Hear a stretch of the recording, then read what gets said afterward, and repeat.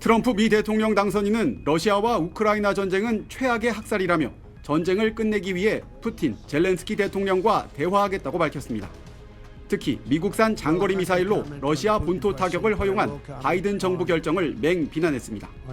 앞서 바이든 정부는 북한군 참전에 대응해 장거리 미사일 사용을 허가했다고 밝힌 바 있지만 트럼프는 자신의 취임 직전 러시아 본토 타격을 허용해 북한군 개입을 불렀다며 정반대 주장을 폈습니다. 또 김정은 북한 국무위원장과의 친분을 거듭 강조하며 전쟁 종식에 대한 자신감을 내비쳤습니다. I think that was a bad thing. And that brought the Koreans in, North Korea. Another man I get along with very well. I'm the only one that does. I don't think that should have been allowed. 미국은 북한군 러시아 파병 후 처음으로 북한군 사상자 발생을 공식 확인했습니다.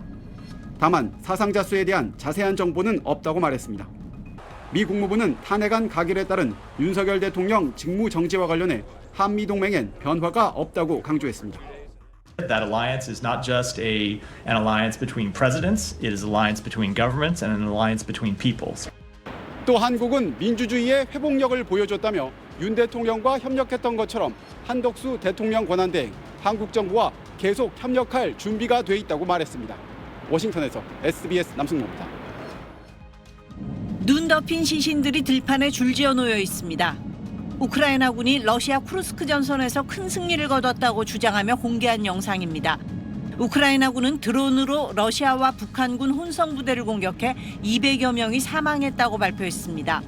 혼성부대는 북한군이 편입된 공수부대와 해병대로 북한군 사상자도 최소 30여 명에 달한다고 주장했습니다.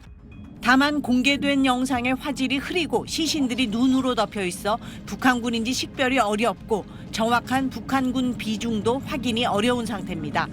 우크라이나는 지난주까지만 해도 러시아에 파병된 북한군이 주로 후방 지원을 맡고 있다고 밝혔습니다. 그런데 며칠 만에 상황이 급변했다는 겁니다. Росіяни почали застосовувати в штурмах солдатів з Північної Кореї. Помітну кількість. Росіяни включають їх у зведені підрозділи та використовують в операціях у районах.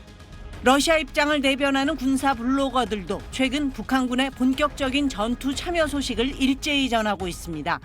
지난 6일 북한군이 우크라이나가 점령한 마을을 습격해 2시간여 만에 우크라이나군 300여 명을 사살하고 마을을 탈환했다고 하는가 하면 북한군이 국경을 넘어 우크라이나 수미까지 급습을 감행했다는 주장까지 쏟아냈습니다. 양측의 선전전은 전쟁 조기 종식을 공언해온 트럼프 당선인의 다음 달 취임을 앞두고 뜨거워지고 있습니다.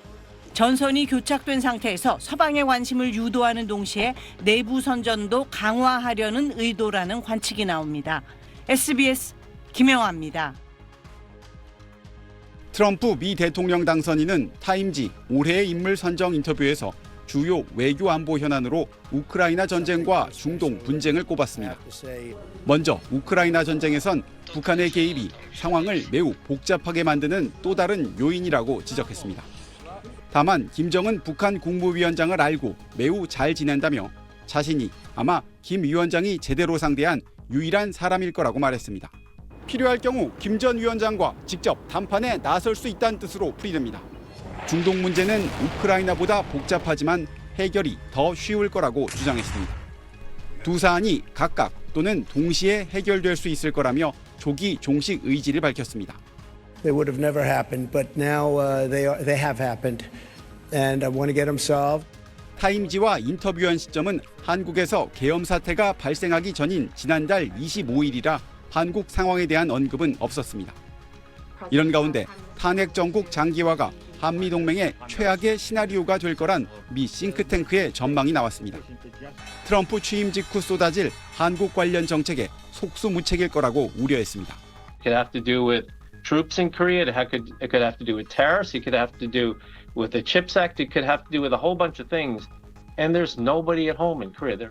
워싱턴 포스트도 12.3 비상계엄 사태에서 촉발된 한국의 권력 공백 상태가 한국의 안보와 한미 동맹에 위협을 초래하고 있다고 분석했습니다. 워싱턴에서 SBS 남승모입니다.